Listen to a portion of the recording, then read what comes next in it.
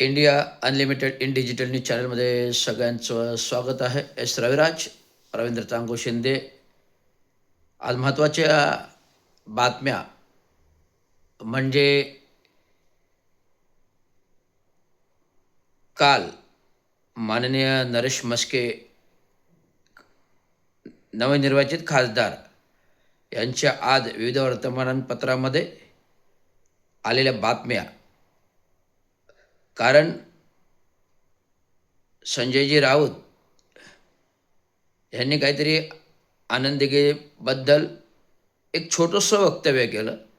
काही ते आक्षेपार्ह नव्हतं आणि काही चौकांना वाटेल असं पण नव्हतं. संजय राऊतचं म्हणणं काय होतं, एक साधे जिल्हा प्रमुख तर होते, खरं ते बोललं. संजयजी राऊत काय म्हणाले, साधे जिल्हा प्रमुख तर होते, चुकीचं काय बोलले, खरं तर बोलले ना. मग एका विधानाचं पूर्ण ठाण्यामध्ये रणकंद माजलं. त्यांचे पोस्टरवर चपला मारल्या. आता काय माहिती आहे का, कोणतेही संविधानिक आंदोलने करायची झाले तर त्याला परवानगी लागते. कोणाची? तर पोलिसांची. तर संविधानिक आंदोलन कसले, मोर्चे काढणे, बैठका घेणे, उपोषण करणे, ठिय्या देणे हे आहेत. परंतु रस्त्यावरती घोळका करून एखाद्याच्या पोस्टरला चपला मारणं, एखाद्याच्या पोस्टर जाळणं, एखाद्याच्या पोस्टरची अंत्ययात्रा काढणं हे संविधानिक कक्षेतली आंदोलने नाहीत, तर ती वैयक्तिक मानहानिकारक करणे, अपमान करणे आणि दंगा माजवणे या कायद्याच्या विरोधातल्या घटना आहेत. हे आंदोलने होत नाहीत. तर या कायद्याच्या विरोधातल्या घटनांना पोलिसांनी परवानगी दिली पाहिजे नाही. पोलिसांनी कुठल्या प्रकारची परवानगी दिली पाहिजे नाहीत. कारण ह्याच्यामध्ये काय होतं माहिती आहे का, उगाचच वादग्रस्त दंगा पसरतो आणि शहराचं कायदा कानून सुव्यवस्था धोक्यामध्ये येते. आता सरकारने जनसुरक्षा कायदा काढलेला आहे. कोणासाठी? तर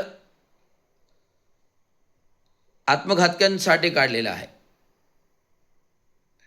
तर हे कृत्य आता आत्मघाती प्रकारामध्ये येतं. मग आता जनसुरक्षा कायदा सत्ताधारीमधील ह्या लोकांनी जे काही आंदोलन केलं त्यांना का लावला जात नाही, हा पहिला मुद्दा. आता दुसरा मुद्दा म्हणजे एवढं काही रणकंद करण्यासारखं काही झालेलं नाही आहे. त्याच्यावरती ठाण्याचे नवनिर्वाचित खासदार जे अगाध ज्ञान आहे त्यांनी तात्काळ विधानं केली. वेगवेगळे संजय राऊतांनी जे काही विधान केलं त्याच्यावर विधानं केली की आनंद दिघे साहेबांचं खच्चीकरण करण्यासाठी आनंद तरेंना त्यांच्या डोक्यावर उपनेतेपद बसवलं. आता हे विधान किती खोटं आणि चुकीचं आहे हे आपल्याला निदर्शनास आणू इच्छितो की आज पूर्ण ठाण्यामध्ये मी सेवा कार्यकारी अभियंता होतो, 32 वर्ष सेवा केली आणि वडिलांचं समाजसेवा, वडिलांचं कामगार क्षेत्र हे घरात जन्माला आल्यापासून पाहत आलेलं आहे. जे महात्मा फुले नगर खाटण रोड झोपडपट्टीपासून पाहत आलेलं आहे. वडिलांचं राजकारण नाही आहे, वडिलांचं तर समाजकारण, कामगार क्षेत्र 1960 सालापासून कामगारांचे आंदोलन, चळवळी, क्रांतिकारी विचार ते चालू आहेत. आम्ही घरातून अनेक संघटना बांधल्या आणि पूर्ण ठाणं हा 1960च्या पासून म्हणजे आमचे वडील आले 1930ला, आज जवळजवळ 95 वर्ष झाली. 100 वर्ष पार करू. संपूर्ण ठाणं विकास होताना आम्ही डोळ्याने पाहिले, लहानाचे मोठे होताना. त्यामुळे संपूर्ण ठाणं हे महागरी कोळीवाडा, चंदनी कोळीवाडा, खाटण रोड, महात्मा फुले नगर वसाहत, राबोडी, श्रीरंग वृंदावन सोसायटी, माजिवडा, मासुंदा तलाव, जांभी नाका, टेंभी नाका अशा पूर्ण प्रणित वसाहत बसलेला आहे.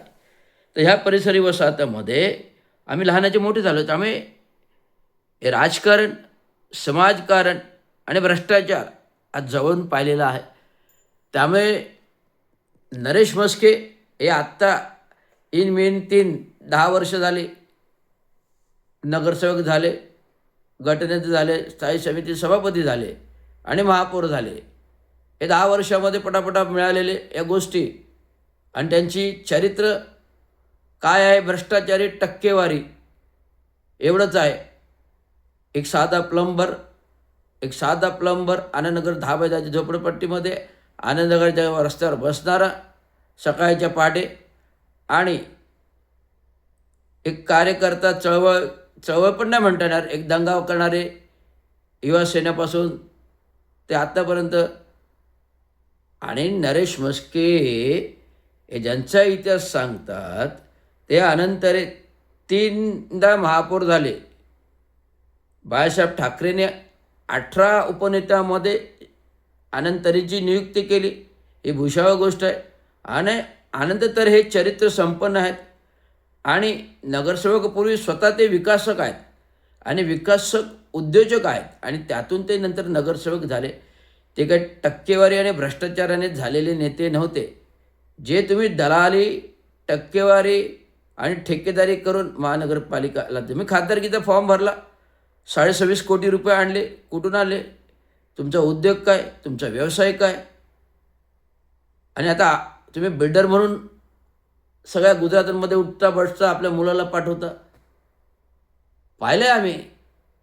तर ह्या सगळ्या मालमत्ता कुठून आल्या? तुमचा काय उद्योग होता? एक झोपडपट्टी आनंदनगर राहणारा एक साधा प्लंबर, टक्केवारी, दलाली, टेंडरची टक्केवारी, टेंडरची दलाली, टेंडर ट्रेसिंग पैसा आणि ठेकेदारीतून आलेल्या पैशावर तुम्ही मोठे झालात. आणि विरोधकांवर टीकाटिप्पणी, विशेषतः उद्धव ठाकरेंवर टीकाटिप्पणी करून तुम्ही एकनाथ शिंदेच्या जवळचे आणि त्यामुळे त्यांनी मोठं केलं, खासदार केलं. परंतु ज्याच्या जीवावरती हे लोक मोठे झाले त्यामध्ये आनंद तरेंचं चरित्र एकदम शुद्ध संपन्न आहे. खानदानी ते विकासक आहेत, नंतर नगरसेवक, 3 वेळा महापौर. उद्धव बाळासाहेब ठाकरे, हिंदुत्व बाळासाहेब ठाकरेंनी त्यांची स्वतः वर्णी लावली उपनेतेपदी आणि नंतर ते उपनेता, नंतर राज्यसभा खासदार, नंतर कोकणामध्ये आनंद तरे विरुद्ध खासदारकी लढलेली माणूस, नंतर एकनाथ शिंदे विरोधातसुद्धा बंड खासदार आमदारकीसाठी उभे राहणार होते. 5 जणांची नावे होती. त्याच्यामध्ये बाळासाहेब ठाकरेंनी, उद्धव बाळासाहेब ठाकरेंनी एकनाथ शिंदेचं 5व्या नंबरचं नाव सिलेक्ट केलं. तुम्ही गणपतीसमोर महानगरपालिकेच्या माता ठेवून आलात आणि त्याच्यामध्ये शब्द दिला, गणपती पावला आणि तुम्हाला आमदारकी मिळाली. आणि आता नंतर आत्ताच्या राजकारणात तुम्ही मुख्यमंत्री, आता उपमुख्यमंत्री आहात आणि तुमचा जो म्होरक्या आहे हा 1 नंबर तर तुमचं नाव बदनाम करतो, एकनाथराव शिंदेंचं नाव बदनाम करतो. एकनाथराव शिंदेंच्या मागून काय काय उद्योग व्यवसाय करते, काळ्याभरे करते त्यालाच माहिती. तुम्ही माझ्यासमोर त्याला नरेश म्हस्केला दम दिलेला हे पण मला माहिती. त्यामुळे आनंद तरेबद्दल, चरित्र संपन्न माणसाबद्दल जे स्वर्गवासी झालेले आहेत त्यांच्यावर चुकीचं विधान करणं, चुकीची टीका करणं हे आपल्यासारख्या नरेश म्हस्केंना शोभत नाही.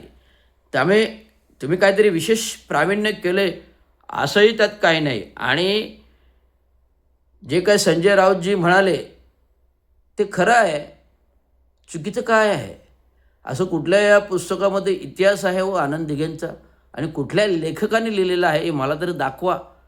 तुम्ही मुख्यमंत्री काय झालात तर संपूर्ण महाराष्ट्रावर आमचे मार्गदर्शक, आमचे आदर्श धर्मवीर आनंद दिघे करता, जरूर करा. परंतु लोकांना खोटा दिखावा करू नका. एवढंच सांगणे. धन्यवाद. जय हिंद, जय महाराष्ट्र, जय हिंद, जय भारत.